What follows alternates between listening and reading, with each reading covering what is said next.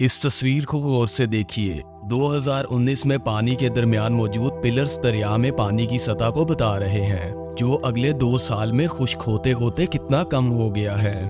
और ये क़यामत की एक अहम तरीन निशानी है। ये है दरियाए फरात। दरियाए फरात का खुश्क होना ही जंगे हरमजदून या फिर सबसे आखिरी जंग एर्मागेडन वार के शुरू होने का आगाज है, जिसका वादा दुनिया के सबसे सच्चे इंसान हजरत मोहम्मद सल्लल्लाहु अलैहि वसल्लम ने किया, जो हर सूरत पूरा होकर रहेगा। हजरत अबू हुरैरा से रवायत है कि हजरत मोहम्मद सल्लल्लाहु अलैहि वसल्लम ने फरमाया कि क़यामत उस वक्त तक कायम नहीं होगी जब तक कि दरियाए फरात से सोने का पहाड़ ना निकल आए, जिसको लेकर बहुत ही खौफनाक लड़ाई होगी और हर 100 में से 99 लोग मारे जाएंगे। इसमें से हर एक शख्स ये सोचेगा कि शायद मैं इस लड़ाई के अंदर बच जाऊं और तमाम माल को हासिल कर लूं। और रवायत में आता है कि दरियाए फरात खुश्क होकर सोने के खजाने को जाहिर कर देगा, लिहाजा जो शख्स उस वक्त मौजूद हो इसमें से कुछ ना ले। इस अहम तरीन हदीस मुबारका के अंदर कुर्बे क़यामत के करीब की एक अहम पेशगोई की गई है, जिसके मुताबिक दरियाए फरात, जिसका बहाव अपने दौर के अंदर अरूज पर था और किसी के तसव्वुर में भी नहीं था कि ये कभी खुश्क हो सकता है, अन करीब खुश्क होकर ऐसे लोग के लिए आजमाइश बनेगा जो कि दुनिया के मालो दौलत का शिकार हुए या फिर बेदीन हुए और इस माल की खातिर एक दूसरे को कत्ल करेंगे। और नेक लोग हज़रत मोहम्मद सल्लल्लाहु अलैहि वसल्लम की हदीस मुबारका पर वैसे ही अमल करेंगे, जैसा कि आप सल्लल्लाहु अलैहि वसल्लम ने फरमाया, इस माल में से कुछ भी मत लेना, ये आजमाइश इन दोनों ग्रोहों को अलग अलग कर देगी। इस पेशगोई को समझने से पहले दरियाए फरात की अहमियत और इसकी तारीख को समझना इंतहाई अहम है। फरात यानी साफ पानी। ये दरिया तुर्की से शुरू होता है, फिर शाम और इराक से होता हुआ पर्शियन गल्फ तक जा पहुंचता है। वाक़या करबला इसी दरियाए फरात से निकाली गई एक नहर के किनारे पेश आया था, जिसको नहरे अलकमा कहा जाता है। इस दरिया की लंबाई 2900 किलोमीटर है। दरियाए दजला और दरियाए फरात एक दूसरे के मुतवाज़ी हैं और ये दोनों दरिया पर्शियन गल्फ के नज़दीक एक दूसरे से मिलते हैं और इसे शर्तुल अरब कहते हैं। यही दरिया ईरान और इराक का बॉर्डर है। फरात और दजला की वजह से इस इलाके की ज़मीन ज़रखेज़ है और ये सरजमीन बैनुन नहरीन के नाम से मशहूर है। ये सरजमीन इंसानी तहजीब का मरकज रही है और तारीख के अंदर मुख्तलिफ तहजीबों को इस सरजमीन के अंदर काफी तरक्की हासिल हुई। मिसाल के तौर पर बाबुल के कदीमी दारुल खलाफा की बुनियाद भी दरियाए फरात के इसी किनारे पर रखी गई थी। बाज़ रवायात के मुताबिक फरात एक मुकद्दस और बाफजीलत दरिया है, जिसके अंदर जन्नत का पानी शामिल है, जो 7वें आसमान पर मौजूद एक बहुत बड़े दरख्त सिदरतुल मुंतहा से आ रहा है। साइंटिफिकली ये बात साबित करना मुश्किल है कि 7 आसमानों पर मौजूद सिदरतुल मुंतहा से ये किस मीडियम के जरिए जमीन पर पहुंच रहा है। ये बात तो अल्लाह ही बेहतर जानता है, लेकिन शायद हम आने वाले वक्त के अंदर भी इसकी साइज को दरियाफ्त कर लें। इंटरनेट पर दरियाए फरात के खुश्क होने के मुतालिक बहुत सारे दावे मौजूद हैं। कहीं पर तो कोई शख्स ये कह रहा है कि सोने का पहाड़ इंसानों को मिल गया है, जिसके बारे में पेशगोई की गई थी। तो किसी का कहना यह है कि यहाँ से दरियाफ्त होने वाला तेल और उस तेल से हासिल होने वाली दौलत दरअसल एब्स्ट्रैक्ट मायनों के अंदर या मिसाल के तौर पर समझाने के लिए सोने का पहाड़ कहकर बयान की गई थी।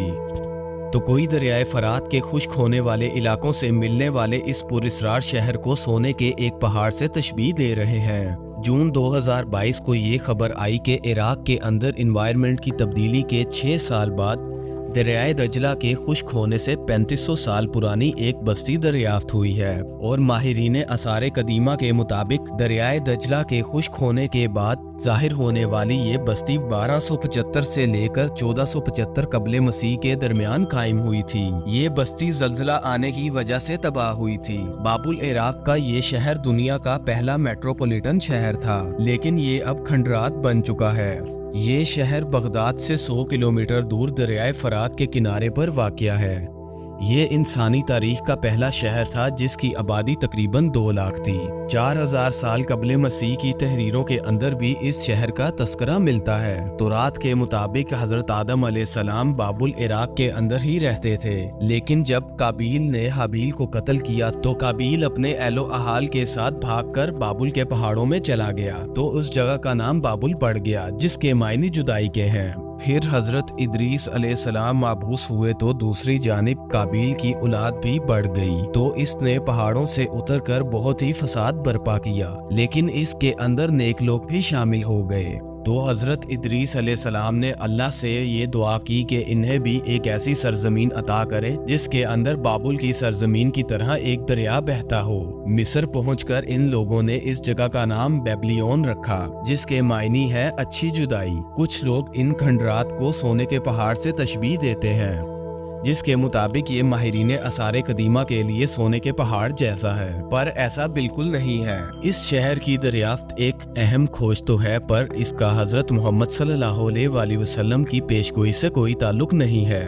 ترکی اور شام نے دریائے فرات پر بہت سارے ڈیم بنا رکھے ہیں، جس کی وجہ سے اس کا پانی کا لیول مسلسل کم ہو رہا ہے۔ اس پر پہلا ڈیم 1970 میں بنایا گیا تھا، اور پھر 15 اپریل 2014 کو ترکی نے اس دریا کا بہاؤ مکمل طور پر بند کر دیا، جس کی وجہ سے یہ ترکی اور شام کے بارڈر پر کافی حد تک خشک ہو گیا، اور پھر یہ قدیم شہر دریافت ہوا۔ اب بابل شہر کیونکہ پرانی حکومتوں کا مرکز تھا، لہٰذا کچھ لوگوں کو امید ہے کہ یہاں پر دفن کوئی بہت بڑا سونے کا خزانہ اس شہر کے نیچے موجود ہو سکتا ہے۔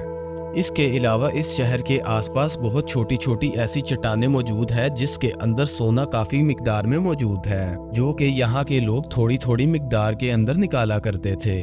جب یہ شہر زلزلے کے بعد تباہ ہوا تو یہ چٹانیں دریا کے نیچے ہی دفن ہو گئیں، اس لیے آج بھی دریائے فرات کے نیچے موجود ان چٹانوں سے بہت معمولی مقدار کے اندر سونا نکالا جاتا ہے، جسے بنیاد بنا کر اس پیشگوئی کو سچ بتایا جا رہا ہے، لیکن ایسا نہیں ہے، اور اب تک کہیں سے بھی دریائے فرات سے سونے کے پہاڑ یا پھر خزانے کے ملنے کی تصدیق نہیں ہو سکی۔ اور ایسا اس لیے بھی ہے کیونکہ حدیث مبارکہ کے الفاظ کے مطابق پہلے اس دریا کو مکمل طور پر خشک ہونا تھا، جبکہ آج بھی اس کے اندر کچھ پانی باقی ہے، سو ممکن ہے کہ مکمل طور پر خشک ہونے کے بعد ہمیں واقعی سونے کا پہاڑ دیکھنے کو مل جائے، یا پھر ایسا خزانہ دنیا کے سامنے آئے جو حدیث مبارکہ کے بالکل مطابق ہو، یا پھر یہ بھی ممکن ہے کہ ہم انسانوں کو اسے کھوجنے کی ضرورت ہی نہ پڑے، اور اللہ خود ہی اس پہاڑ کو اچانک سے انسانوں کے سامنے ظاہر کر دے۔ اگر دریائے فرات اسی سپیڈ کے ساتھ مستقبل کے اندر خشک ہوتا رہا تو ہمیں یہ عمل 1 سے 2 سال کے اندر مکمل ہوتا ہوا دکھائی دے گا، تب تک ہمیں بس انتظار کرنا ہوگا۔ جبکہ اس کے علاوہ انٹرنیٹ پر موجود اس پیشگوئی سے متعلق جتنے بھی دعوے موجود ہیں، چاہے وہ تیل کے ملنے کے ہوں، سونے جیسی قیمتی دھاتوں کے ملنے کے، یا پھر کسی بھی اور قیمتی چیزوں کے ملنے کی، وہ سب افواہیں ہیں جن کا حقیقت سے کوئی تعلق نہیں ہے، کیونکہ حدیث مبارکہ میں واضح طور پر سونے کے پہاڑ کا ذکر ہے، یا پھر خزانے کا، نہ کہ کسی دولت کا۔ اسی لیے علماء اکرام کے مطابق اس سے مراد سونے کا پہاڑ ہی ہے، اور یہ عنقریب ہو کر رہے گا، آج کل یا پھر کچھ سالوں کے بعد، ہم نہیں جانتے۔ دوستو، یہاں پر ہماری ویڈیو ختم ہوتی ہے۔ اگر آپ کو ویڈیو پسند آئی ہے تو لائک کیجئے، دوستوں سے شیئر کیجئے اور میرے چینل کو سبسکرائب کیجئے۔ Thank you.